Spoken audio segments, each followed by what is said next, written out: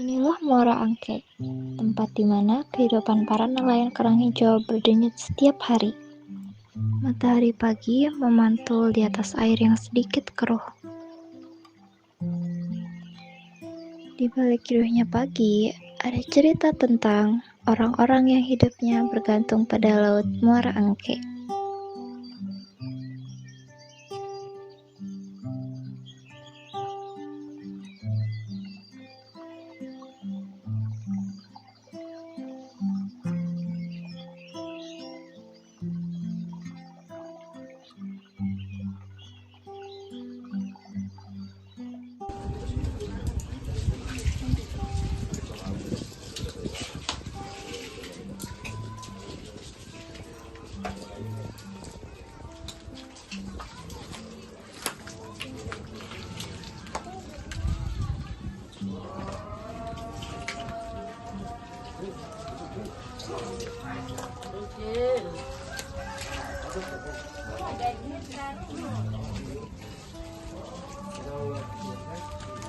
Sudah berapa lama Bapak bekerja sebagai nelayan kerang hijau dan berapa lama biasanya melaut dalam sehari?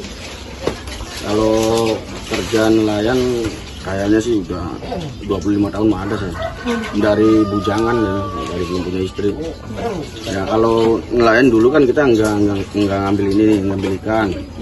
Dulu kan setengah bulan sekali pulang. Kalau ini sehari pulang, berangkat pagi, pulang siang. Perlengkapan keselamatan yang digunakan saat bekerja, Pak? Udah biasa saya, ada sih, cuman nggak dipakai, ribet dikit. Ada saya selalu siap. Baju renang ada. Baju renang. Barangkali kalau apa yang mendadak, apa yang jangan hal-hal yang tidak inginkan, apa aja, drigen yang kosong apa aja, itu aja. Pencemaran laut pernah mempengaruhi hasil panennya, Pak? Pernah ada limbah itu. Iya, Limbah. Dari limbah dari pabrik industri, nggak ada lagi pabrik lah. Nah, cuman ngeluarinnya itu minimal 1 tahun 2 kali. Iya. Pabrik ngeluarin air kotornya tuh. Udah mati semua ini. Kerang mati semua udah. Pertumbuhannya lama lagi kalau udah kena limbah. Itu cuma ke satu laut kenapa? Tergantung anginnya, arusnya kemana itu limbah itu. Misalnya arusnya ke tengah, ya di sini nggak kena, nggak mungkin nggak mati. Yang penting kena itu pasti mati lah. Kena air limbah itu pasti mati. Jangankan ini ikan rajungan aja udah itu semua. Kalau kena limbah. Berapa waktu yang lama, Pak? Dipulihkan ya, tapi tergantung limbahnya. Kalau udah jauh ya udah pulih lagi. Cuman kalau udah mati kan lama lagi pertumbuhannya kerangnya. Jadi panennya itu lambat lagi. Sampai 12.000, 13.000 1 kilo. Lagi mahal, 1 kilo berapa, Bu? Ya, sekarang nih lagi mahal, kalau yang gede-gede 32. Sekilo. Kalau yang kecil-kecil 20, 21. Di setiap kerang hijau yang sampai ke meja makan, ada proses budidaya yang tidak singkat. Nelayan di Muara Angke umumnya harus menunggu sekitar 3-5 bulan sejak benih kerang menempel alami pada tali. Dalam kondisi normal, mereka hanya bisa melakukan sekitar minimal 2 kali panen dalam setahun. Artinya, kalau 1 kali panen gagal karena cuaca atau pencemaran, pendapatan mereka bisa berkurang cukup lama. Di Muara Angke, kerang hijau dibudidayakan menggunakan tali-tali yang digantung dari pelampung jerigen di permukaan laut. Setiap hari, nelayan harus pergi ke lokasi untuk memeriksa dan memastikan kerang tumbuh dengan baik, yang membutuhkan biaya operasional mulai dari bahan bakar kapal hingga perawatan alat budidaya. Saat panen tiba, kerang diangkat ke atas kapal, dibersihkan, lalu dibawa ke darat untuk dipilah sebelum dijual ke pengepul atau diolah jadi daging kerang kupas. Bawa daging ini nggak apa-apa saya bawain. Buat goreng enak itu. Digoreng apa direbus, Pak? Ini kan mau direbus nih. Oh iya. Rebus.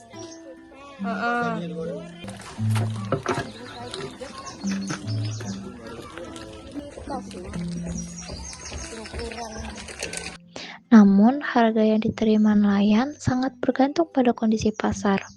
Dalam beberapa tahun terakhir, harga kerang pernah turun hingga setengahnya saat produksi melimpah atau kualitasnya menurun. Harga jualnya tergantung pada ukuran. Kerang besar bisa sekitar 32.000 per kilogram. Yang kecil kira-kira 20.000 per kilogram.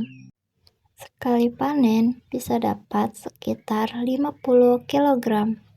Jadi pendapatan kotor berkisar 1-1,6 juta tergantung ukuran dan kualitas.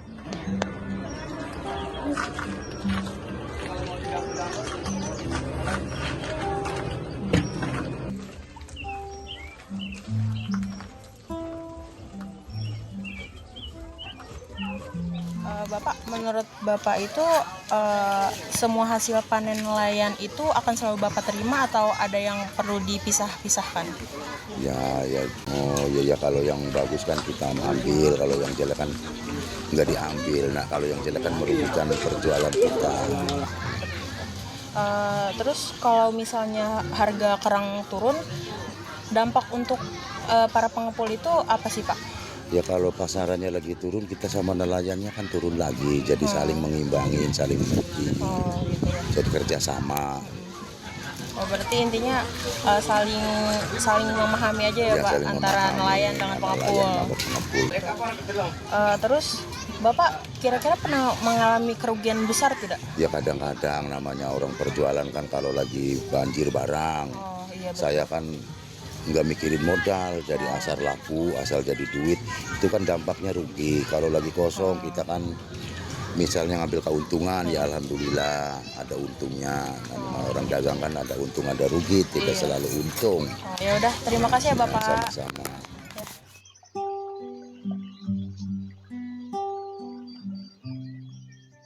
Tantangan mereka bukan cuma cuaca dan kualitas perairan, tapi juga limbah yang masuk ke kawasan budidaya, serta harga yang bisa naik turun tergantung pasar.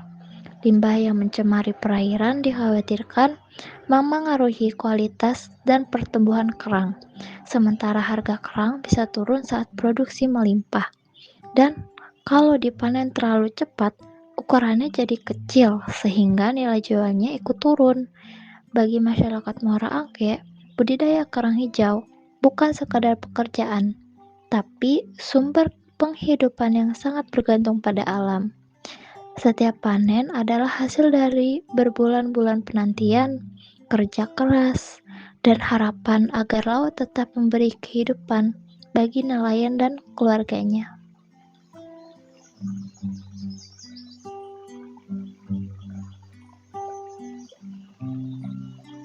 Oke, yang pertama itu ada bagaimana kedudukan nelayan kerang hijau dan pekerja pengolahan kerang dalam sistem hukum ketenagakerjaan di Indonesia itu bagaimana menurut Mbak?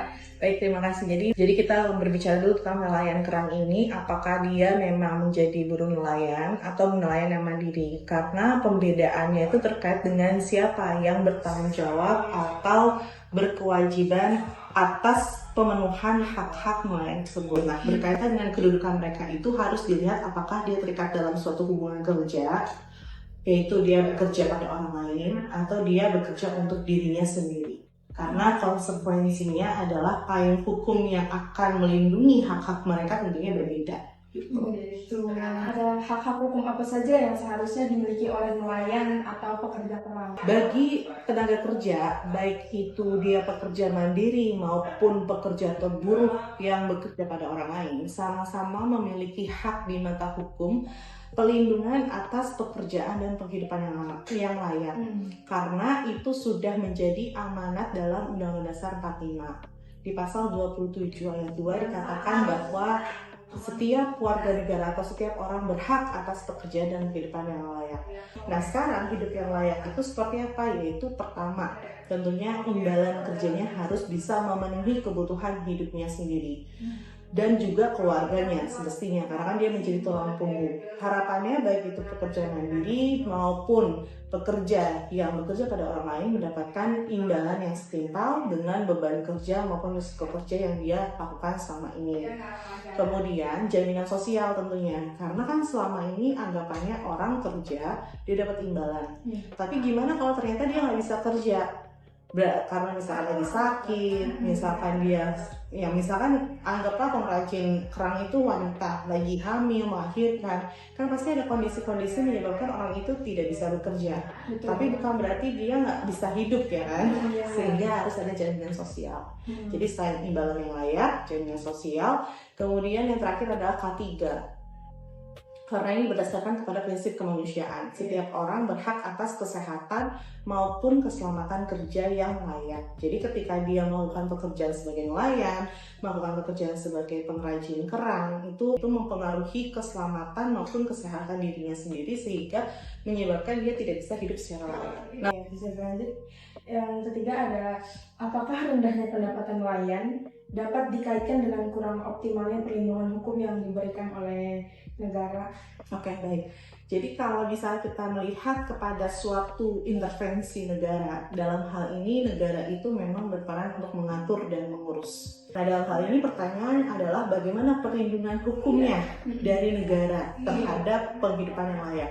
Berarti kita tidak bisa melepaskan dari perannya untuk mengatur. Nah, kemudian yang kedua, dari segi pengurusan. Pengurusan itu adalah pengawasan dan juga bisa dalam bentuk penegakan hukumnya. Sejauh ini apakah pemerintah sudah mengetahui atau justru sudah bertindak secara aktif menggalakkan pelindungan K3 dan jaminan sosial, kepesertaan jaminan sosial bagi nelayan-nelayan? Tidak, karena saya khawatirnya dengan adanya keterbatasan jumlah aparat di pemerintahan gitu ya, misalkan pengawas dan lain sebagainya, mengakibatkan mereka hanya fokus kepada buru-buru formal sehingga yang di nelayan itu terabaikan. Padahal mereka justru punya risiko kerja yang lebih tinggi, mereka bekerja langsung dengan alam begitu ya. Mungkin dengan mereka pemikirannya ya saya udah terbiasa berenang, tapi kan kalau misalkan lagi cuaca tidak mendukung, Betul. ya kan, terus kemudian seskill apapun kita bisa berenang tetap terseret arus dan lain sebagainya, itu yang sangat kita tidak inginkan. Nah, itu kan menyebabkan suatu harus upaya preventif yang dilakukan oleh pemerintah. Apakah K3-nya sudah ada, bagaimana dengan Jamsos dan lain sebagainya gitu. Sudah selesai, Mbak. Oke, Terima kasih banyak, Mbak Nana, untuk Sama-sama. kesempatannya wawancara kali ini. Iya. Boleh di Ke pertanyaan yang pertama, apa manfaat mengkonsumsi kerang hijau bagi kesehatan jika kondisinya masih segar dan aman? Oke, manfaat dari mengkonsumsi kerang hijau dalam kondisi segar, aman ya. Ini sebenarnya sih ada beberapa manfaatnya. Salah satunya adalah mendukung kesehatan jantung karena kerang hijau itu mengandung omega 3. Nah, kemudian dapat mengatasi gejala asma dan pernapasan. Kemudian menjaga kesehatan sendi.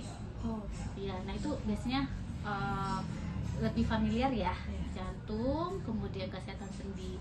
Nah, terakhir itu dapat mengatasi anemia dan kelelahan kronis. Karena apa? Karena di kandungan dalam kerang hijau itu ada zat besi heme ya, sumber protein hewani ya, yang zat besinya itu mudah menyerap dalam tubuh ya, dan mengandung vitamin B12 ya, bagus untuk saraf ya gitu. Mungkin itu sih manfaat yang utama ya, seperti itu. Ternyata manfaatnya juga cukup banyak ya untuk kesehatan tubuh. Kedua, apa saja risiko kesehatan yang dapat dialami seseorang jika mengonsumsi kerang hijau yang telah tercemar? Oke. Jadi betul sekali ya, itu kerang itu kalau tercemar ya mengandung logam berat ya, logam berat, kemudian ya polutan ya, logam berat, kemudian zat-zat bakteri patogen itu akan menumpuk ya di dalam daging kerang itu, menumpuk dalam daging kerang. Jadi walaupun kerang itu sudah dimasak, kerang hijau itu sudah dimasak ya, kerang hijau yang tercemar itu walaupun kerang itu sudah dimasak, dididihkan ya, masak, dididihkan, sudah diperas dengan jeruk, air jeruk kan biasa begitu. Nah itu tetap masih ada di dalam daging kerang ya, dia menumpuk di situ. Jadi kalau ditanya sehat atau enggak, sebenarnya tidak sehat jika kerang hijaunya itu tercemar ya, dan diambil dari lingkungan laut yang tercemar, otomatis kerang itu udah tidak bagus. Apa sih risiko yang didapat ya? Risiko atau dampak kesehatannya ya kalau mengkonsumsi kerang itu, pertama itu bisa menyebabkan keracunan makanan ya, dia kan toksin ya. Kemudian tadi karena manfaatnya untuk jantung, jadi kebalikannya akan merusak ya sistem organ jantung gitu. Kemudian pernah dengar nggak kalau misalnya makan kerang untuk ibu hamil nggak boleh? Pernah ya. Kenapa? Karena merkuri dan timbal yang ada di dalam kerang hijau itu dia dapat menembus plasenta. Jadi akan membahayakan si janin, bisa menyebabkan keguguran, ataupun kalau bayinya lahir itu berat badan lahirnya rendah dan menyebabkan keterlambatan motorik. Jadi tidak bagus untuk ibu hamil ya. Kalau misal kondisi kerang hijau itu didapat dari yang bagus, segar dan aman, tapi kan itu agak susah ya, ya agak susah di sini. Jadi sebaiknya hindari begitu. Dan sebenarnya ada yang lebih parah lagi, kalau kita mengkonsumsi kerang hijau yang tercemar akan memiliki risiko kanker. Gitu, iya. Jadi ada zat di dalamnya yang bisa mempercepat pertumbuhan sel kanker. Iya, benar seperti itu. Itu menyebabkan kanker kalau misalkan sekali makan atau terus-terusan makan? Dalam hal Gimana ya? Kita nggak tahu ya sebanyak apa dia makan. Karena ada sekali makan cuma satu. Ya, cuma satu ini isi. Ya, itu mungkin tidak menyebabkan langsung dampak langsung. Tapi yang lebih berdampak itu kalau dia makan satu tapi diare, udah itu dampak langsung. Ya, jadi berarti kandungan timbal atau merkuri, zat-zat berbahaya itu di dalam kerang ternyata cukup banyak. Gitu. Itu dampak langsung ya, kayak muntah-muntah, keracunan makanan tadi, diare gitu. Kira-kira apa nih pesan dokter kepada masyarakat mengenai pentingnya menjaga kebersihan laut demi kesehatan manusia dan keberlangsungan mata pencaharian nelayan? Oke, jadi ini ada beberapa pesan ya, tapi berkesinambungan ya. Jadi tetap menjaga laut bersih dengan memutus rantai plastik dan limbah. Hal nyata apa yang bisa kita lakukan? Pertama itu mengurangi penggunaan plastik, otomatis ya. Mengurangi penggunaan plastik sekali pakai, itu salah satunya. Kedua, mengelola sampah rumah tangga. Jadi di DKI Jakarta ini kan sudah ada Ingup ya, instruksi gubernur untuk mengelola sampah ya kan, sampah plastik gitu ya, limbah rumah tangga. Jadi kita sebagai masyarakat di Jakarta, karena saya di Jakarta, harus mengikuti himbauan dari gubernur tersebut, karena emang tujuannya adalah menjaga kebersihan ya. Nanti ujungnya apa? Dampaknya ke laut juga ya kan, menjaga laut tetap bersih. Jadi sampah-sampah plastik itu tidak sampai ke laut ya, hanya di daratan saja kita kelola gitu ya, sampahnya nggak sampai ke laut. Jadi ekosistem di laut akan tetap bersih. Nah, hubungannya apa dengan nelayan gitu? Nelayan pun dapat tangkapan ikan juga cukup banyak. Jadi roda perekonomian si nelayan akan meningkat. Memang banyak ya prinsip hukum lingkungan itu sangat banyak gitu. Kalau kita tahu di beberapa international agreements, perjanjian-perjanjian internasional, kita kenal ada namanya state responsibility. Kita mengenal mungkin ada juga namanya responsibility of state, atau mungkin di hukum domestik kita kenal public trust doctrine. Lalu kita mengenal principles of preventive action atau prinsip pencegahan. Kita mengenal prinsip kehati-hatian yang tadi Prof sudah sampaikan. Ada juga prinsip pencemar membayar. Ada juga keadilan antar generasi dan juga intragenerasi. Lalu mungkin bahkan yang terbaru yang banyak dibahas adalah non-regression gitu. Ada juga common but differentiated responsibility. Nah, dari begitu banyak prinsip ini, Prof, kira-kira Prof melihat prinsip mana yang memang dalam hal ini relevan dengan untuk kita bahas, karena punya bobot, walaupun kita tidak terbatas pada itu, tapi walaupun kita mengakui bahwa prinsip yang lain pun punya Sebenarnya yang ada di Kualitas utama. beberapa putusan jadi menarik, atau di beberapa Gimana? putusan atau di beberapa di undang-undang. Mungkin kita Nah, ini mulai kita dari bicara berbeda ya antara prinsip yang ada di dalam undang-undang lingkungan ya. dengan prinsip yang kita bicarakan. Karena bisa jadi prinsip yang kita bicarakan ini Mhm. tidak ada di dalam Undang-undang undang-undang. lingkungan ya. Sementara yang ada di dalam undang-undang lingkungan nggak ada di sini. Ya. Contoh ya, contoh. Indonesia ini terbiasa menganggap kemanfaatan sebagai sebuah prinsip, Iya. asas manfaat Iya gitu iya ya. iya iya. Nah, itu sebenarnya dan itu ada dalam undang-undang lingkungan. Namun tidak jelas sebenarnya apa maksudnya Enggak, gitu. buat saya sih itu tidak. Saya Iya. lebih dan itu tidak sesuatu yang biasanya memang dalam literatur hukum lingkungan itu tidak dibahas lebih Iya. detail di luar ya, Ya. di luar. Jadi ada yang kita memang harus harus pilah-pilah. Ya. Tapi ada beberapa yang memang penting. Contoh tadi sudah disebutkan State beberapa, responsibility. state responsibility, tanggung jawab negara, Prinsip pencegahan. pencegahan dan kehati-hatian, terus Pencemaran kemudian membayar. pencemaran membayar. Tapi ada yang keadilan, tentu Keadilan saja ya, antar keadilan. generasi. Iya, CBDR, RC, RC. Common but Differentiated. Terus kemudian ada banyak lah ya. Iya. Cuma memang kita karena waktu kan kita nggak bisa Iya. tidak bisa membahas semua. Nanti kita bisa pilah saja. Ada Iya. yang di dalam putusan, ada yang di dalam undang-undang. Mhm. Dan itu menarik bagaimana kalau kita melihat hakim di Indonesia menafsirkan ini Iya. dan kira-kira sejauh mana sih gitu Iya. ya, tepat atau tidak tepat. Untuk meningkatkan kesejahteraan nelayan kerang hijau, diperlukan kolaborasi antara pemerintah, masyarakat, dan nelayan. Langkah pertama adalah memperbaiki kualitas perairan melalui pengendalian limbah agar kerang dapat tumbuh dengan baik. Selain itu, pelatihan, bantuan alat budidaya yang aman, dan akses permodalan akan meningkatkan hasil panen dan efisiensi kerja. Di bidang pemasaran, pembentukan koperasi atau kelompok nelayan akan memperkuat posisi tawar, sehingga harga jual tidak hanya tergantung pada tengkulak. Dengan upaya ini, diharapkan mata pencaharian nelayan kerang hijau menjadi lebih berkelanjutan dan lingkungan pesisir tetap terjaga. Muara Angke bukan hanya kawasan pesisir, tapi rumah bagi banyak nelayan yang menggantungkan hidupnya pada laut. Kisah mereka mengingatkan kita bahwa di balik hasil laut yang kita nikmati, ada perjuangan yang seringkali tidak terlihat.